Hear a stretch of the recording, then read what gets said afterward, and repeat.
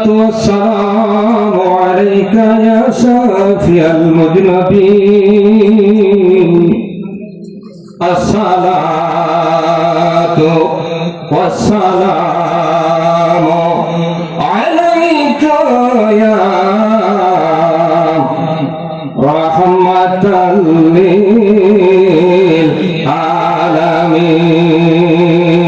للعالمين.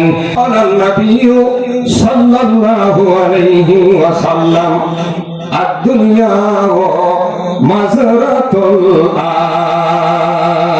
الآخرة إن الله وملائكته يصلون على النبي يا أيها الذين آمنوا صلوا عليه وسلموا تسليما.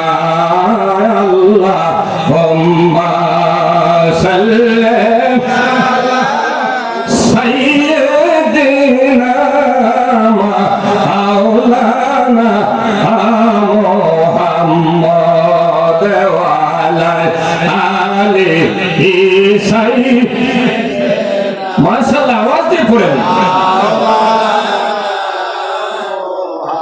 ওরে জান মৃত্যুর ডেকে সে যায় আমরা এই বাড়ি ঘর সারিতে আপন পোশাক খুলে খুলে সাদা কাফন পরিতে আল্লাহুম্মা সাল্লি আওয়াজ দিয়ে পড়েন মাওলানা মুহাম্মদ ওয়া আলা আলিহি সাইয়্যিদিনা মাওলানা কোথায় রইলেন প্রাণের নবী আমাদেরকে সারিয়া একবার সুবহানাল্লাহ। আপনি বিহনে কি লাগো হবে এই দরাতে বাসিয়া আল্লাহুম্মা সাল্লি মাশাআল্লাহ মাশাআল্লাহ ওতে মাওলানা মুহাম্মদ ওয়া আলা আলিহি মাওলানা। আমরা সেই নবীর উম্মত, উনি তো শ্রেষ্ঠ রাসূল, শ্রেষ্ঠ নবী। সেই শ্রেষ্ঠ নবীর ধর্ম হলো কি? শ্রেষ্ঠ, যার নাম হলো ইসলাম ধর্ম। ইসলাম ধর্মের ভিতরে আমরা প্রবেশ করেছি, পদার্পণ হয়েছি, ইসলাম ধর্ম গ্রহণ করেছি। কিন্তু ইসলাম ধর্মের যে কাজকর্ম সঠিকভাবে কিন্তু আমরা করি নাই, ইসলামের কাজও আমরা যাই না। ইসলাম ধর্মের সঠিক কাজ কি? আমরা ছোটবেলা দেখছি আমার মা ফজরের নামাজের পরে সর্বপ্রথম বসে কোরআন তেলাওয়াত করেছেন। আমার নবীজি বলেন যে ঘরটার মধ্যে আলিফ লাম মিম শব্দটা উচ্চারণ করলো ফজর নামাজের পরে, আল্লাহ পাকের লক্ষ লক্ষ রহমতের ফেরেশতারা সকাল থেকে রাত পর্যন্ত ওই ঘরের উপর ওই বাড়ির উপর আল্লাহর অসংখ্য রহমত নাযিল করতে থাকে। জবান হয়ে বলেন সুবহানাল্লাহ। আচ্ছা বলেন তো, সত্য কথা বলেন, এই কোরআন তেলাওয়াত এখন আছে? আমার মনে হয় না। আপনারা গোসাবেন না, আপনাদের এলাকা আছে না নাই বলতে পারি না। আমি তো বিভিন্ন জায়গায় যাই, কিন্তু দেখি না ফজর নামাজের পরে কোন ঘরে কোরআন তেলাওয়াতের আওয়াজ শোনা যায় না।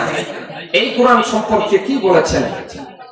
জালিকাল কিতাবু লা রাইবা ফীহি।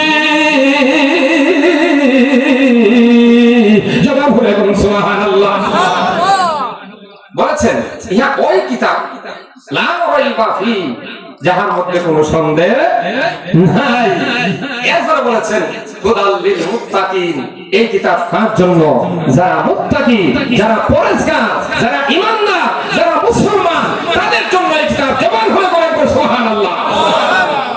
আমার কাছে একটা তাফসীর আছে, এই তাফসীরটার নাম হলো ইবনে আব্বাস রাদিয়াল্লাহু তাআলা আনহু। হযরত আব্বাস রাদিয়াল্লাহু তাআলা হতে বর্ণিত।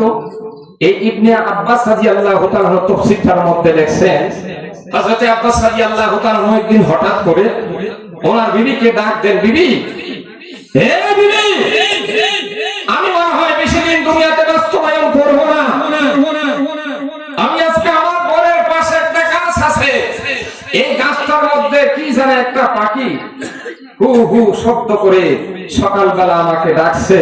আমার মনে হয় বিবি এই পাখিটা আমার মৃত্যুর সংবাদ নিয়ে আসছে। জবান বলে কোন সুবহানাল্লাহ। হযরত আব্বাস রাদিয়াল্লাহু তাআলা আনহু ডাক মারে, গো বিবি রে, আমি মনে হয় দুনিয়াতে বাঁচবো না। তোমার কাছে দুইটা ওসিয়ত আমি আব্বাস রাদিয়াল্লাহু তাআলা আনহু রেখে যাই। এক নম্বর ওসিয়ত হইল রে,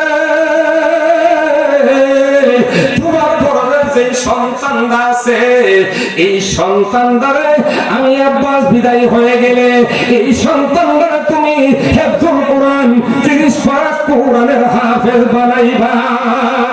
সুবহানাল্লাহ।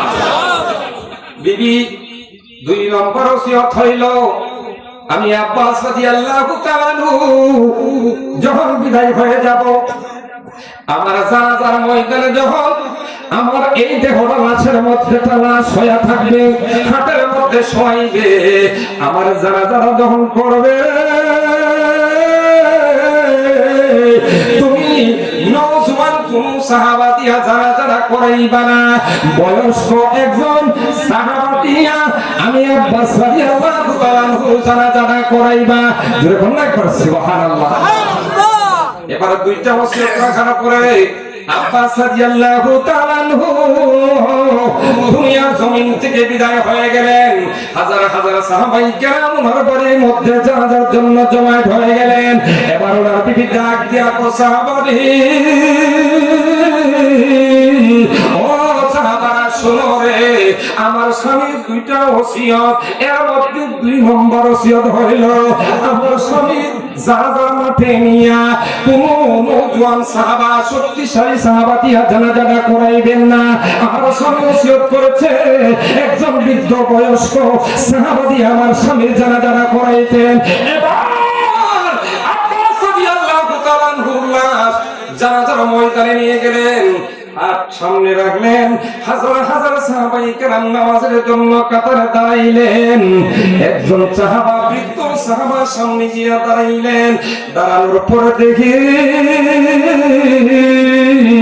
আসমান থেকে একটা পাখি দুটা ডানা দিয়া এইভাবে লাফতে লাফতে লাফতে লাফতে লাফতে লাফতে আব্বাস রাদিয়াল্লাহু তাআলা বুক বরাবর নামতেছে। জোরে কন্যা কর সুবহানাল্লাহ।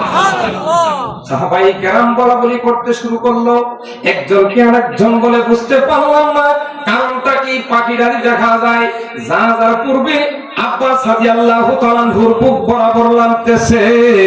ইমাম সাহেবকে প্রশ্ন করে, হুজুর আপনি যদি বলেন আমার হাতে তরোয়াল আছে, একটা তরোয়াল দিয়া পাখিটার মাথাটা দ্বিখণ্ড করে দেয়। এবার ওই বৃদ্ধ সাহাবা কওনারে না, দেখো পাখিটা কোন দিকে চলে যায়। পাখিটা আস্তে আস্তে আব্বাস রাদিয়াল্লাহু তাআলা বুকের মধ্যে বসে গেলেন। বৈশা মানুষের মতন দুইটা হাত দিয়া কাপড়ের বানগুলা ভরলেন। বলিয়া রে বন্ধু, ওই পাখিটার দুইটা চোখা চোখা ঠোঁট আব্বাস রাদিয়াল্লাহু তাআলা মুখের মধ্যে ঢুকাইয়া দিলেন। ঢুকা দিয়া মানুষের সুরে করণ কণ্ঠে পড়তেছে, ফাদহলি ফি ইবাদি ওয়াদহুলি জান্নাতি। সুবহানাল্লাহ।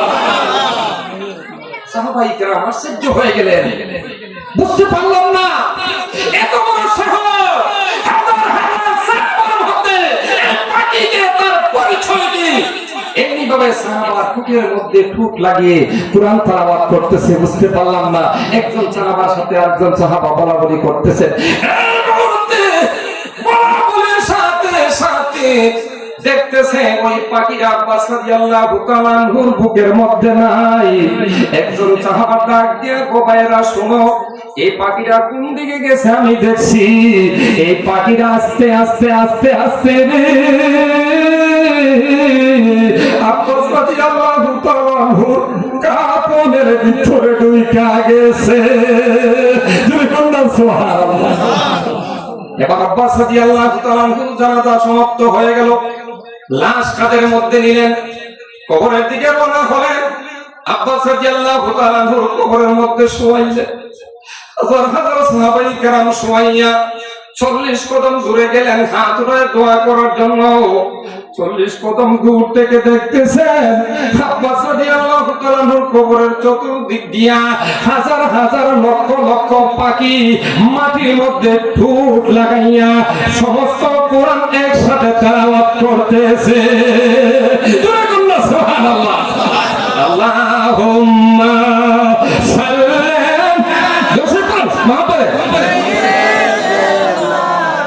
মাওলানা মুহাম্মদ ওয়া আলা আলি সাইয়্যিদিনা মাওলানা জানে মাটি বাবা মামে মাটি মাটির হবে বিছানা উপরেতে বাঁশের ছানি সেই ঘর তোমার ঠিকানা। আল্লাহুম্মা মুহাম্মদ সাইয়্যিদিনা মাওলানা মুহাম্মদ ওয়া আলা আলি নামাও পরের বাড়ির সাজাইলাম মনে নিজের বাড়ি অন্ধকার কাপন পরতে হবে পরনের বছর থাকবে না। বলো গরিব বলো আজাইল কাউকে ছাড়বে না। আল্লাহুম্মা মুহাম্মদ মাওলানা মুহাম্মদ ওয়া আলা আলি সাইয়্যিদিনা রাদিয়াল্লাহু তাআলা আনহু কবরের মধ্যে হাজার হাজার পাখি ঠোঁটটা মাটির মধ্যে লাগাইয়া কুরআন তেলাওয়াত করতেছে। একজন সাহাবায়ে কেরাম ডাক দিয়া কো সাহাবা ভাইরা তোমরা কিছু দেখোনি? আব্বাস রাদিয়াল্লাহু তাআলা আনহুর কবরের মধ্যে হাজার হাজার লক্ষ লক্ষ পাখি দেখা যায়।